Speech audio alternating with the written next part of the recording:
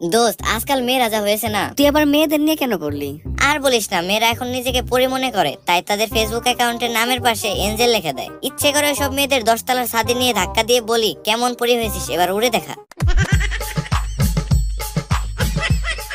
বন্ধু জানিস, গতকাল নারী দিবস উপলক্ষে মন্ত্রী বলেছেন বউকে মাঝে মাঝে প্রশংসা করতে হয়, এতে ভালোবাসা বেড়ে যায়। হ্যাঁ, একদম সত্যি কথা বলেছে। তাই তার কথা মতো বাড়ি এসে ভাত খাওয়ার সময় বউকে হাসি মুখে বললাম, কি যে ভালো হয়েছে আজকের খাবারটা, ঠিক যেন অমৃত। এমন খাবার কে বা রান্না করতে পারে? আমার কথা শুনে বউ সন্তুষ্টি ভাব নিয়ে একটা মুচকি হাসি দিয়ে ভাতের পাতিল, তরকারির পাতিল আমার মাথায় ঢেলে দিল। তারপর বলল, 4 বছর ধরে রান্না করে খাওয়াচ্ছি, কোনোদিন তো হুহা শব্দ শুনলাম না, আজ পাশের বাড়ির ভাবির রান্না খেয়ে এত প্রশংসা। বজ্জাতের জন্য জীবনে কত কি না করলাম, এখন থাক তুই তোর পাশের বাড়ির ভাবিকে নিয়ে। তারপর আমি মনে মনে বললাম, শালা মন্ত্রীকে যদি এখন হাতের কাছে পেতাম।